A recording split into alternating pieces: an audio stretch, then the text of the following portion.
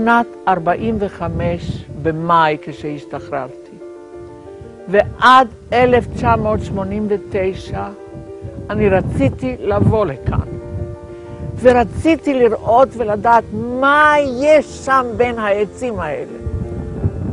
זכרתי הכל ורצתי לעצים, אז ראיתי לאן כל המשפחה היקרה מאוד מאוד מאוד שלי הלכה אז בכיוון הזה, ורק אז הבנתי שבעצם אני רק מתחילה מסע, שזה לא יהיה סוף הדרך, שזה לא יהיה סגירת מעגל כפי שנוהגים להגיד, שזה תחילת הדרך שלי לספר ולהראות ולהפנים בלבבות של כל מי שרק ירצה לשמוע אותי מה שהיה כאן.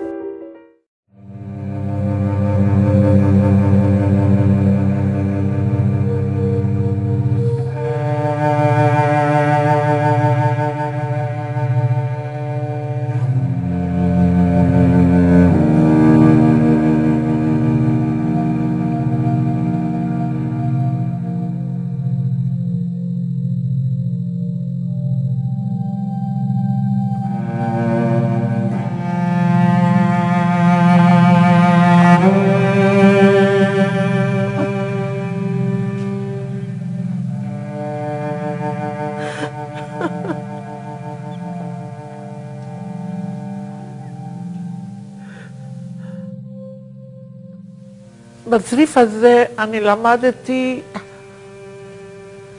על המון דברים, על המון דברים, על המשך חיי. אני למדתי להיות בין אנשים מבוגרים ממני, כי אני הייתי הילדה היחידה פה בצריף הזה. הייתי בת 12.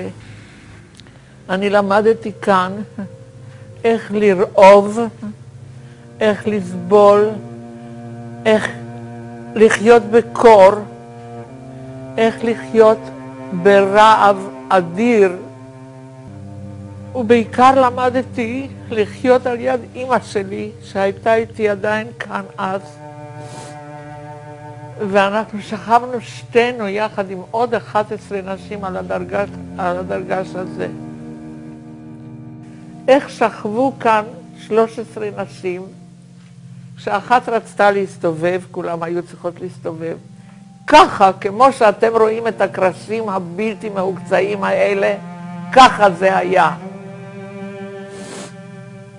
וכשאימא ניסתה לפלוט את הכינים מראשי כאן, על הרצפה, כי היא פחדה שהמפקדת של הצריף תראה שיש לי כינים, היא הייתה כולה פחד, היא הייתה כולה רעדה. מכיוון שכאן זה כבר לא נמצא, על אחד העמודים האלה פה למעלה. הייתה כרזה, ושם היה כתוב, אין לו זה דיין טוט, קינה אחת המוות שלך.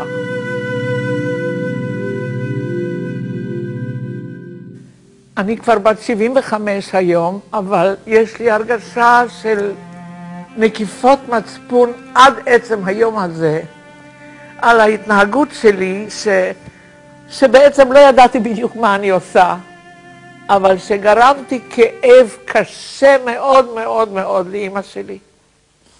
מכיוון שאמא הייתה לה מטרה אחת פה בבירקנאו, לשמור עליי, להשאיר אותי בחיים, ואני יודעת עד עצם היום הזה שאני לא ידעתי להבין את זה מספיק. אני לא ידעתי להבין את זה מספיק. ולכן, כשניסתה לפלוט את הכינים מראשי, זה הרגיז אותי. אני לא רציתי את זה. אני התנגדתי לזה. אני העדפתי לגרד את ראשי מלא הכינים, ושהיא תעזוב אותי.